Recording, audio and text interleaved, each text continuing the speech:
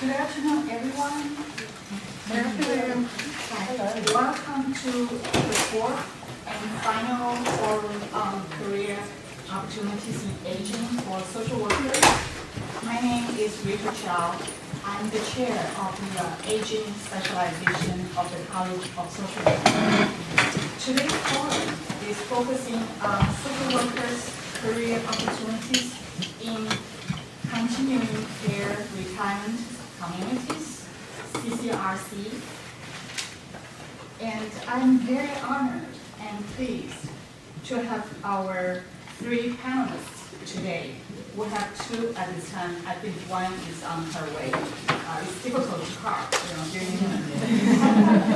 So we have Ms. Sharon Johnson from Columbia Presbyterian Community, and we have Ms. Lenora from Wildwood Downs Retirement Homes. Welcome.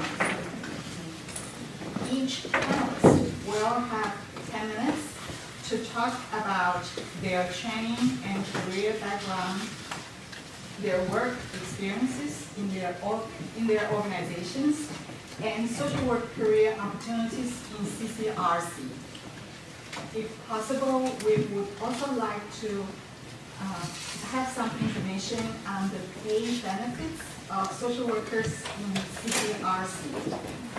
After that, we will open the floor for students to ask questions to the panelists. Since our time is very short, to allow more people to speak, I may need to interrupt you, and I would ask for your understanding in advance. There are some attendance sheets going around. Please be sure to print and sign your name.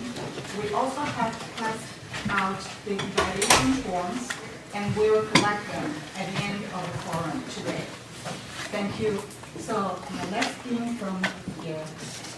You also have some brochures. I do. Great. So we can also pass it. Okay.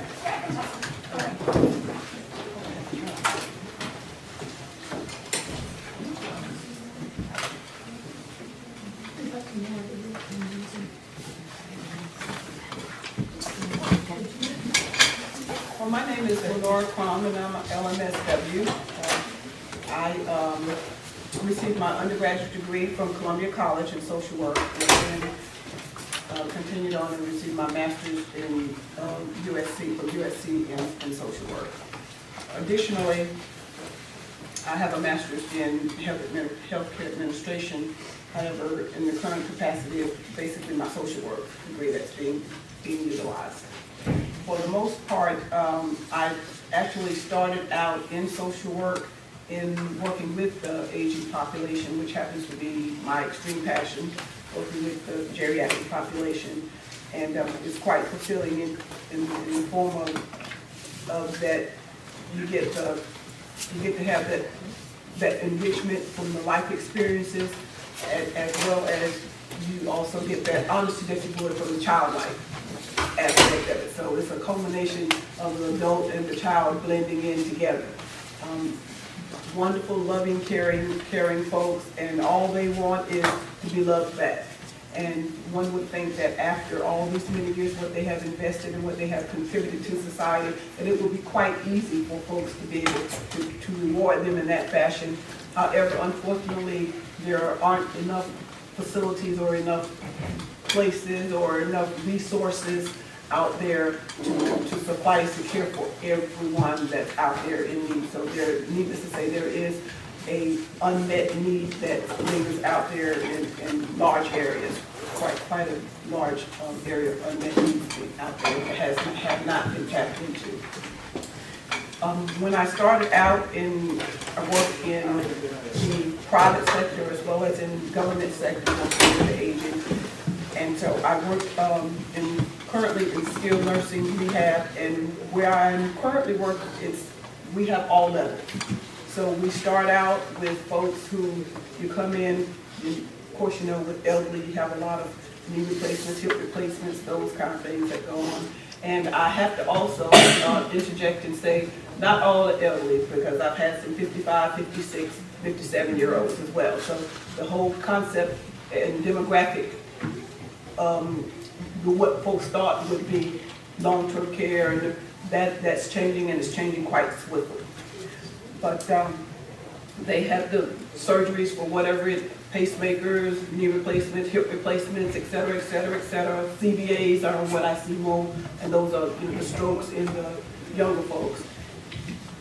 They come in, and they come in to get rehabilitated with the goal of going back to whatever the life was prior to their hospitalization, whatever that life may be. It may be home with families, it may be back independently living. Some of them may have come from another facility, from a retirement capacity. It's just whatever it is, that's their goal. In many cases, they're not able to do that despite all the therapy that they receive. They just don't meet the level.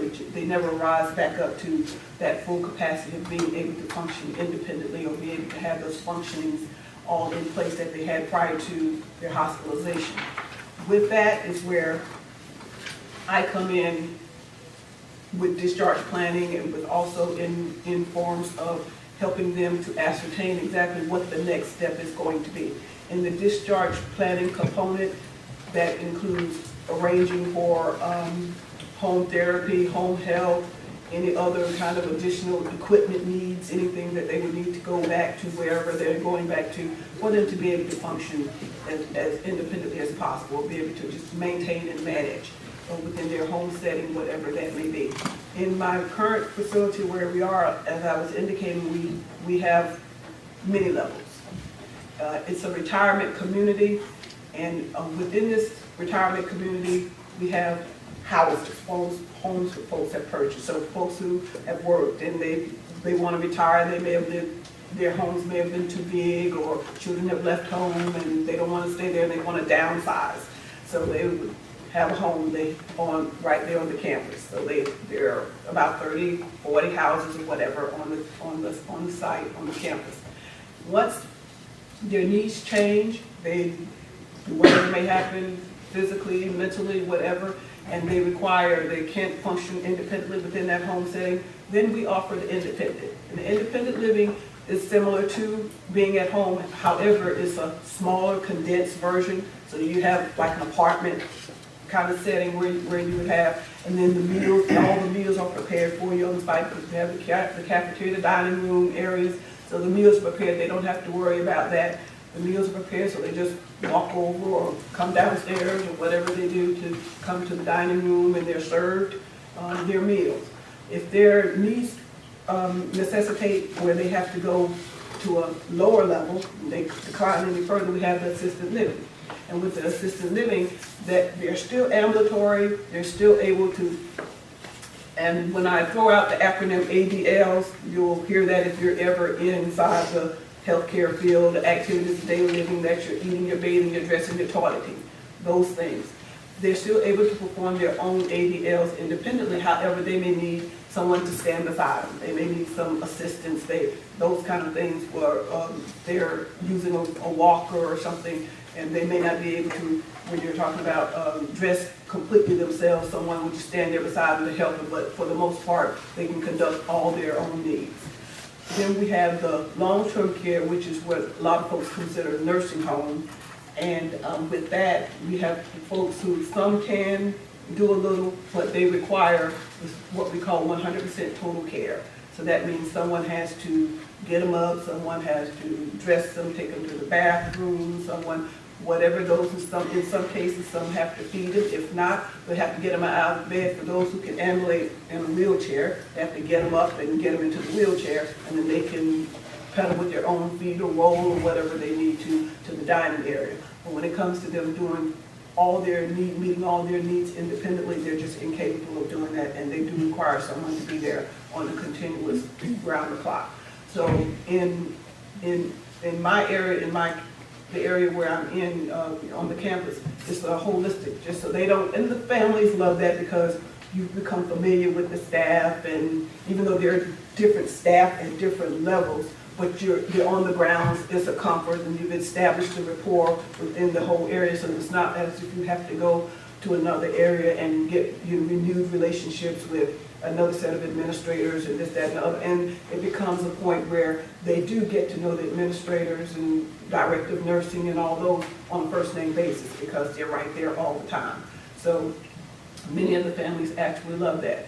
From the standpoint of the social work, I do most of my work, the majority of my work comes with the long-term care and the rehab. And with the long-term care, of course, there are a sundries of needs because we have a whole lot of family issues. And that's where family issues seem to reveal themselves, unfortunately.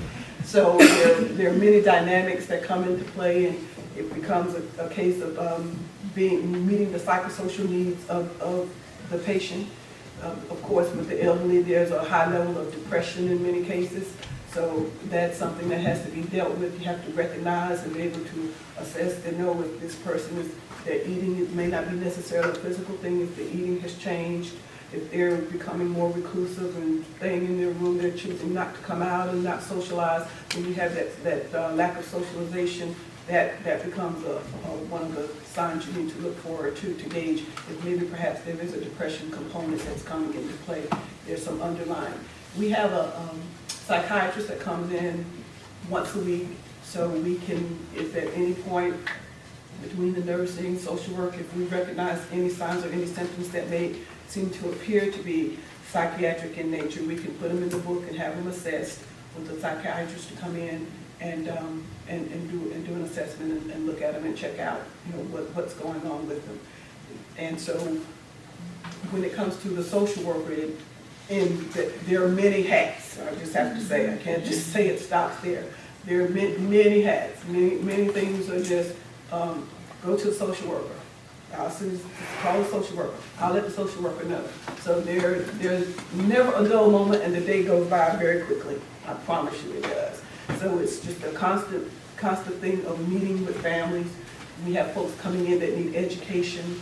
You have to kind of have, in many instances, you have to kind of have a breadth of knowledge far beyond that, because I did some work as well. I worked with Health and Human Services with the Medicaid agency. So there are many times when folks come in that may need that information, and you have to kind of be a resource for them, because you have to know what's out there available. You have to keep yourself abreast of what resources. Everybody, it may not apply to everyone, but there may be someone who's a veteran. There are some needs that veterans have. So those kind of things you really have to be on top of. You have to keep abreast, be aware, because even if all the needs are not met within that confined area, you need to at least have an idea of, well, can you check? You need to check with the VA. You need to check with this one. You need to check with that one, because they have this program. They have this program. That they may qualify, or you may need to get some information on. So it's one of those things of constantly yourself going to different seminars, going to different workshops that are being offered, vendor fairs, and et cetera, so that you can become educated on what's out there. Hospice, we have to do some education on hospice, and many times you have to be able to recognize at the point where you need to talk to the family, because many families come in with not the knowledge, not the education, and a lot of them have not reached that point of acceptance that they are aware, okay, this might be coming to where we need to start talking about it and considering that this patient needs hospice. So that's one of those things that you tread gingerly, but you still have to be able to recognize at what point, when they first come in the door, that you can't hit them with the hospice talk. Mm-hmm. You have to give them that time for them to get, and they need to be able to see, some signs to be able to recognize that, okay, maybe there's something not correctly going on here, that I'm going to need to kind of rethink things. And many times I have to do a lot of counseling, if you will, for family and family members and caretakers to encourage them to do self-care. One of the things when they come into the facility, and particularly if they've taken care of mom or dad at home, they want to continue that and carry it over into the facility. And I have to constantly remind them, we got this. We can handle it, we can take care. You need to go home, you need to go shopping, you need to go window shopping, you need to go sit in the park, go get your hair done, go have lunch with friends. You need to do whatever it is you need to do to get yourself refreshed and get yourself at the right place, because you can't help them if you yourself are broken down. And so if your energy is depleted, if you have sleep deprivation, if you're not eating properly, you won't have the stamina, the energy, the patience, the temperament, none that it will take for you to be able to deal with them. We'll take care of them. We know what to do. We can handle them. If anything comes up, we'll call you. But right now is the time for you to go out, and you can't look at this as being a selfish act. It's a selfless act, because if something were to happen to you and you weren't taking care of yourself and managing yourself, who would take care of you? Is there somebody else? So you have to look at this more. You're doing this, keeping your own self-care and your own self-well for that loved one. So there are many hats that can be worn when you're in this environment. It's not just it's not one-sided. There are just multiple hats that you wear. Well, my colleague has said a lot, which is so true. My name is Sharon Johnson, and I work at Presbyterian Communities. We have 5 communities within the state of South Carolina. Unlike my colleague, I did not start out by saying I wanted to work with geriatrics. Didn't. I thought, no way, no how. I started out working with children. My first job was working at Department of Youth Services, which is now called Department of Juvenile Justice. I was there for 8 years, thought this is the clientele I want to work with. Don't ever see myself working with anybody else. Well, that got changed. I had a friend who said, I just want you to think about it. I just want you to think about long-term care. Just think about it. I was like, I'm thinking about it. I don't want to do that. You're crazy. So it was a job that was there, and she presented it to me, and I thought, okay, I'll try it. If I don't like it, I'm going back to working with the youth. I tried it. I loved it. It's been 20 years, and I'm enjoying every bit of it. It is just like my colleague said, it is challenging. There is not a dull moment. Because the first thing I thought about in working with geriatrics, I thought, boring. Oh my God, I'm going to be bored out my wits. No. Every single day, there is something new. There is something challenging. The family dynamics. I don't want to be redundant. I'm a CCRC, just like my colleague is. We have every level of care. The part that I do want to impart to you today is the dynamics that you're dealing with as a social worker within a retirement community. There's none like it. You have so many different things that is going on. With the resident, the family members, you have a lot of things in the sense of denial. If you have a resident who's in an independent area, who's in an apartment, as which she just said, they're living just as if they were at home. They're no longer able to do that. They're now needing some assistance. That assistance may be more than what just assisted living is able to handle. So they're now needing skilled nursing. They're needing total care. And getting that family member to realize that, or getting that resident to realize that, is hard. It is challenging. Because the first thing the resident says, oh, I can still drive. I can still bathe myself. I can still dress myself. What is wrong with you? I'm able to do all those things for myself. But in reality, they can't. In reality, they come out, they got on a black pair of pants, purple looking shirt that's halfway unbuttoned. They've got on blue shoes. They might even have a hat on.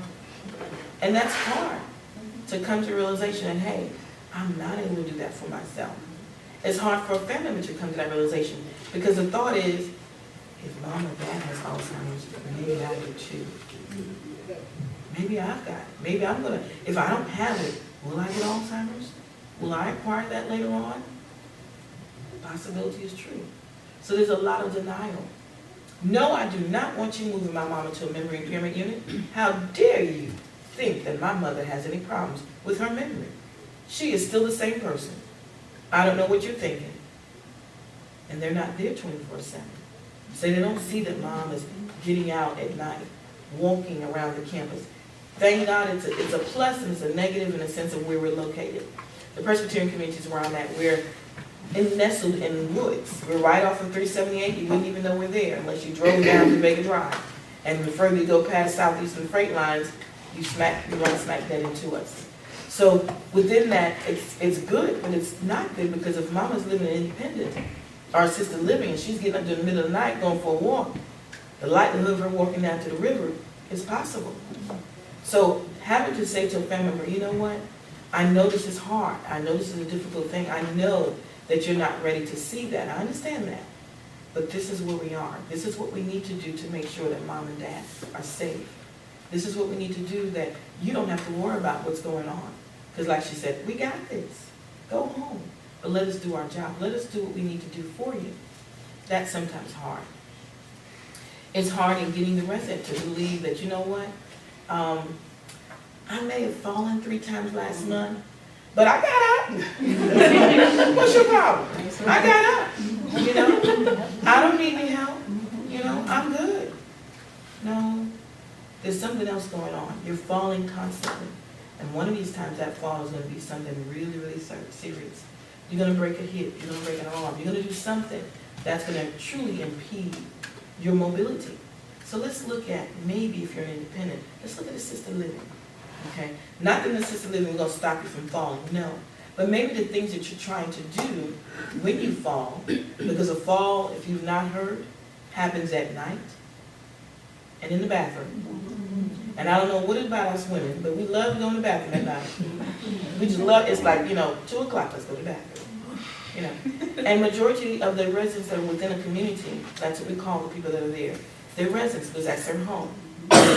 And the majority that are there are women.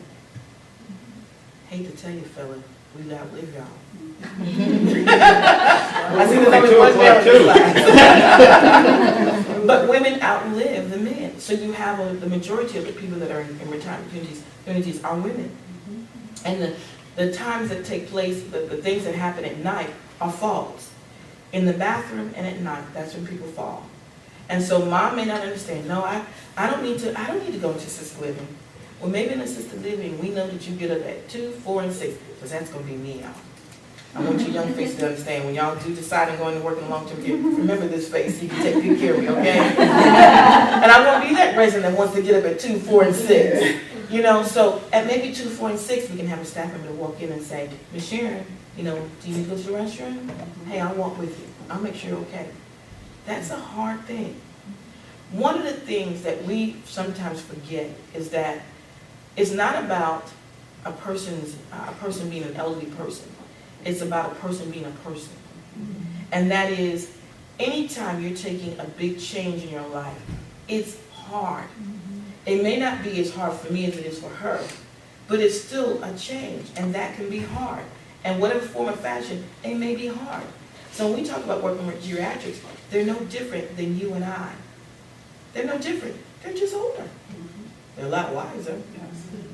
Okay? But the things that they go through, it's hard sometimes. So if I've made a decision that I'm going to move into a retirement community, hey, I've packed up my bags, I'm good to go. I get there, and it's like, wow. Remember that day that you first went to high school? Remember that feeling you got when you went to high school for the first time? Your first year, freshman. You felt like, wow, this is overwhelming. All these kids, that's how they feel. Wow. And you know what's funny? This is the funny thing, and I know she's heard this before. All these old people. Oh my God, it's a bunch of old people. I cannot tell you how many times I've heard that. Do you know, Sharon, these are a bunch of old people? And I'm going, and how old are you? But it's the same. They see things the same way we do. They're just older. So that big change of having to come into a retirement community can be catastrophic if it's not dealt with. The one thing that is nice about working in a retirement community is that we do have the different levels of care, and we do have staffing that are able to pick up, because as she said earlier, you do get to know the residents. They do get to know us. You get to know what their likes are, what their dislikes are. You get to know their routine. And one of the things that I hear a lot for people that are looking at moving into our community is, I love it. When I did a tour, everyone there smiled, and I heard them say the residents' names. They didn't call them, hey, resident. No. Hey, Miss Mary Lou. Hey, Miss John. They call them by name. That's something that we take pride in working in a retirement community. Knowing a resident's name. Would you not?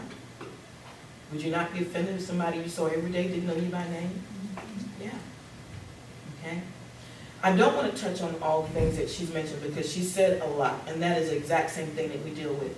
But the things I do want to touch on is, as a social worker, you do assessments. For our community, we, as well as hers, we take in residents who are here for short-term rehab. So as a social worker, you have to do an assessment. You have to see how their cognition is. So you may go in, you may do a mini-mental. That mini-mental is transitioned or translated into an assessment that is called a mini-data set. And that's what we do in order to get reimbursed from Medicare. For someone who's coming in for short-term rehab, we're looking at billing their Medicare or their insurance plan. And so therefore, we have to do an assessment that we have to actually submit. Everything now is electronic. We're no longer, we got the paper trail. Everything is electronic. So that's another thing that you young people have on us, is that you're computer savvy. So for those of us who are trying to really get into it and stick with it, everything now is turning into doing it on the computer. So all of our assessments, all of our notes, your progress notes, we document like it's nobody's business. You have to document what you're doing, where you're doing it, how you're doing it. You document everything. And that document may someday save your butt. You better believe it. Yes, it does. They save your butt. Okay. And it saves you because you have family members, as I said earlier, who they don't mean to be mean to you. It's not about, and one thing I've learned, it's not about me. They're not angry with me. It's what I represent. It's what I'm saying. It's the words that are coming out of my mouth. My mom is no longer able to do this, that, and the other.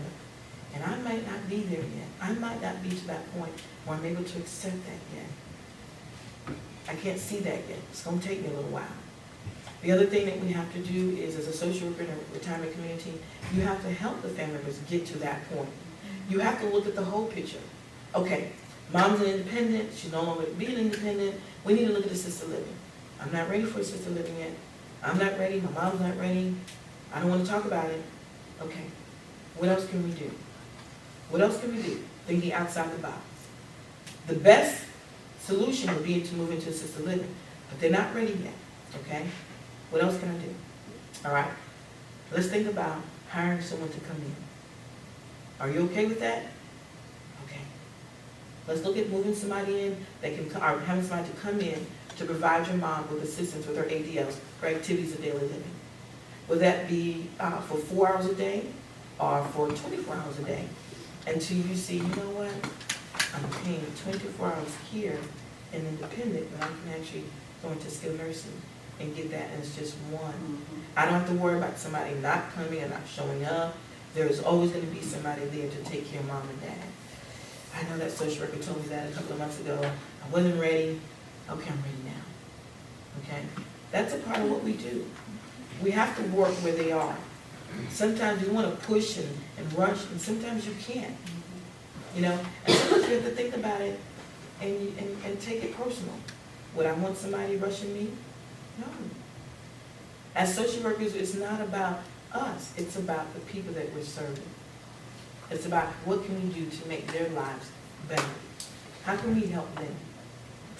Whether that be transitioning into assisted living, or is that something that we need to look at? They're declining to the point that their days may not be that long. Maybe we need to look at hospice.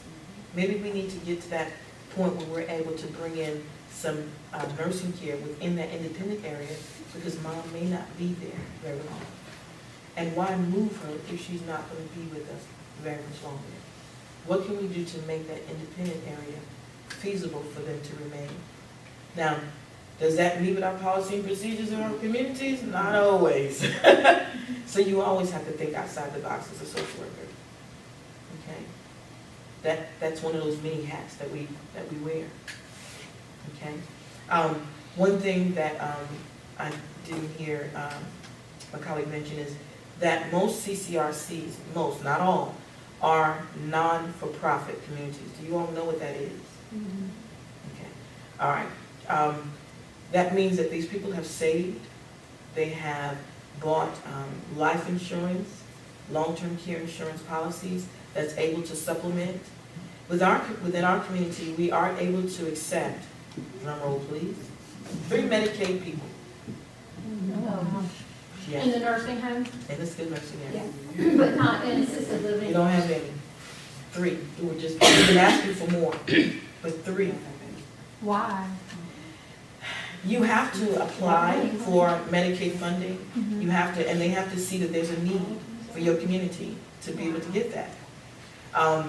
We have not always been in the business of even providing short-term rehab. We just started a couple of years ago. At that same time, thank God to our CEO, thought, you know what, we need to look at Medicaid. Now, within our community, if a person, I know you all haven't asked questions, but I know the question that sort of ran through my mind when I thought about working for CCRC is, what happens when they run out of money? Do they ever run out of money? Do they ever run out of money? Because, unless there's a well that's not running dry, I want to dip. I want a little scoop of it. But we do have an assistance program within our community. So for those who moved into our independent, our assisted living area, and who've been with us for a while, we do have an assistance program that they can apply for. Because not everybody that gets low on funds meet the Medicaid criteria.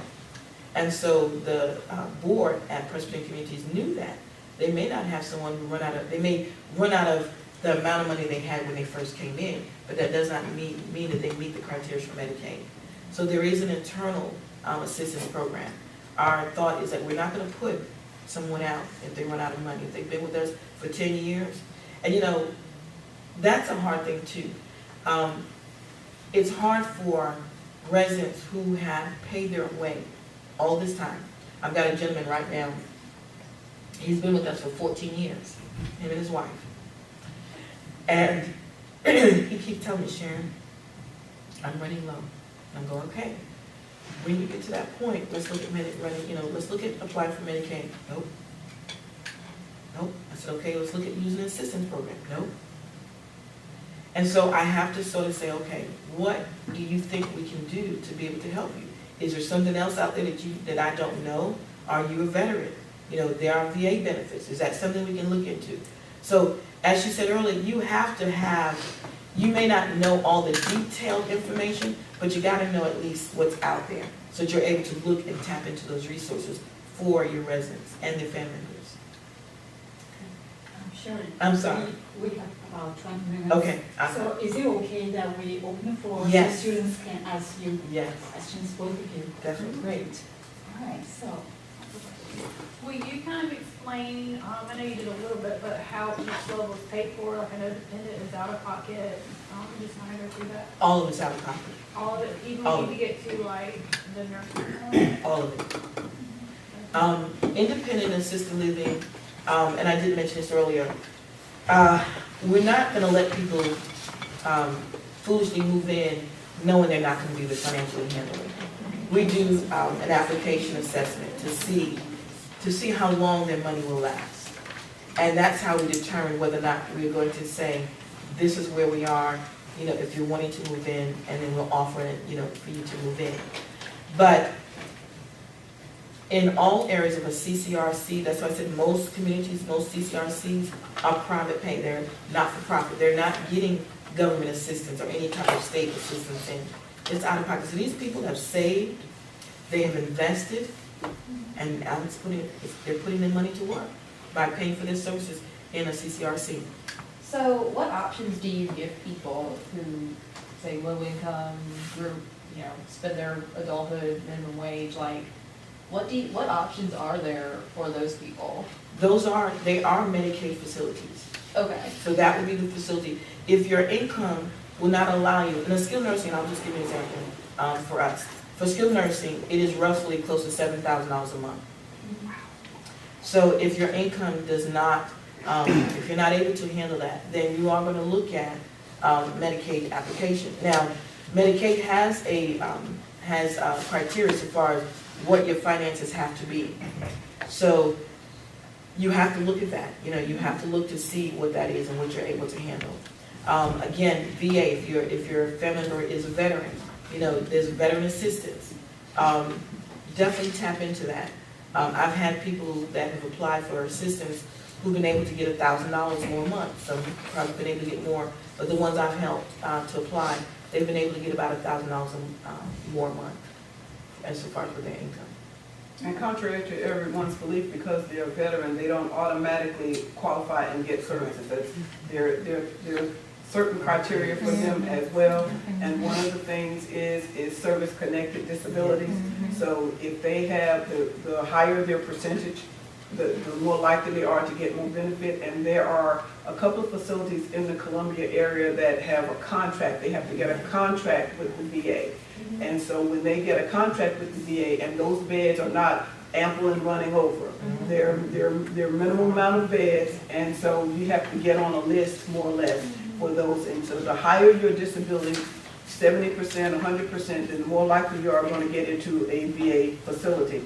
And with that, that means that the VA pays for them to be there. So with that, there are many little pieces that go with it. It's not automatic. And those have to, and as I said, service connected. They have to have served in the military and have a disability that's directly related to their service in there. So everybody does not automatically qualify for that. Do you find that most of your time is spent doing assessments for Medicare Part A patients? A good part of it for me. A good part of it for me. And I mean, Well- I worked in a nursing home for like 5 years as a social worker, and that's why I left. In the rehab part, because it's so busy, quick, I didn't have time to stay with the residents. because it moves so fast, they move so fast and quickly, it's such an in and out, the door just swings. You know, you have to kind of really, I use my, Admission discharge. right, I use the bulk of my day talking to different residents to do their assessments, and then I can use the end of the day to put it in, and do the paper part. Do you have a separate admissions coordinator? Well, I was gonna touch Or y'all on do that too? I actually did admissions up until February. Okay. Yeah, I did admissions and social work, and finally was able to convince them that we needed to separate this. Good. Yeah, because that is a lot. When you're doing admission, and for Medicare admission, the turnaround time is head spinning. Yes. Yeah. You know, so if you're having to admit somebody, you're doing all the paperwork. Our service agreement is about 72 pages long. And so I'm having to sit with family members to go over that paperwork, to get them to go get that done, plus do my assessment, plus try to make sure that I'm addressing whatever concerns they may have, whatever is going on, trying to make them feel comfortable, trying to make them feel like, you know, this was a good move for There's you. a lot of guilt there. It's a lot, it is. Mhm. It's a lot. It's a lot. So as of February, I no longer do the admissions, I just do social work. So of course I was doing the dance. Big dance. And for the elderly, I might want to add, when their independence is that thing that they're holding on to the most. So that whole component and that whole piece of being in denial is that whole piece of them, and particularly for those who are baby boomers and all who've lived, and they pride themselves on handling their own business and doing their own.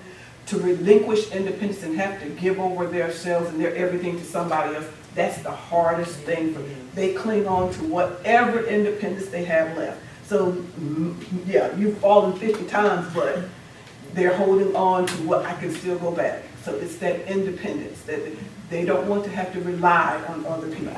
That's not part of their DNA. They want to do what they can do as long as they can by themselves, independently. All right, just a little flip to we're all MSW candidates, or most of us are, and what is your hiring practices for people just getting out of school? Okay, we didn't touch on salaries a little bit. For a private sector, I will say that you do make more for private sector. That's just how it is. I hate to say this, but most state agencies, they go by your experience, and you're still not making, you know, a lot. I actually, I worked in another community besides this for about 9 years, and got laid off for about 3 years. And during that time, because I hadn't had a need to really look. So during that 3 years, by the end of that 3 years, I started looking because I was enjoying myself. Not lying. But I actually started looking to see what the salaries were, and I'm going, oh my God, you know, am I going to have to start over? You know, what, or am I going to be, because I had so much experience, what was going to be the thought, you know, in that interview process? I was lucky. I was blessed. The person that I'm working for now, I actually worked for him years ago at that other facility where I came from. So he started me where I left off. But your range can be anywhere from 30,000 to 68,000 to 70,000. The VA pays good as well. They pay pretty good. But it's all about experience. And it's difficult, you have to Oh my know, God. it Active can Congress. be years, Yes. it can be years before you get into the VA. Yeah. You could retire and Yeah. do something else, but it's Veterans very difficult. Have the first Preference. preference. Yeah. That's why I went into It's quite to get difficult. that. It is hard. It's The quite. direction of my question was more, I'm not saying money doesn't matter, but my concern would be, are there jobs out there for graduates? They are, but there again, I know you want to make good money, but they are. I mean, you just have to look, you have to be diligent, you have to, and you have to decide, let me back up. You have to decide where you want to work, what clientele you want to serve. That's your first decision. Do I want to work with children? Do I want to work with the youth? Or do I want to work with the elderly? Once you've made that decision, then you have to decide on where. Do I want to work with mental health? Do I want to work with, you have to decide. And working with in a long-term care facility, there are jobs out there. Now, do they come open very often? No. I don't look at planning on leaving Presbyterian, so don't look at my job. I'm just joking. But once you get settled in, you get accustomed to your work pace, your pace, and you get accustomed to the residents you're working with, and so therefore, I like doing what I do. So even if the money wasn't there, even if the money wasn't what I really wanted, that's the other decision. I don't know, did Dr. Chou tell you that y'all gonna be making $1 million? Because I ain't burst your bubble.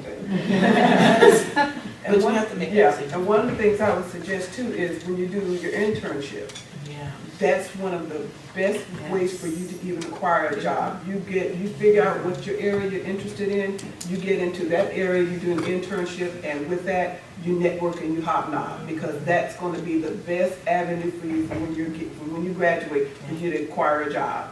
And that was one of the things that really, really worked for me, because I did do my internship in a couple of different places and ended up going to work with Health and Human Services, the Medicaid agency, because I did 1 year of my internship there and knew people and gained that knowledge and that skill set. So it was an easy thing to morph into that when the positions came open, and even then, talk while you're saying, well, what's the likelihood of, I'm going to be graduating in May, in December, whatever, and I'm going to be looking for a job. Can I use you for a reference? Do you think you're all going to have something open, and even not in that particular area, but somewhere within that agency?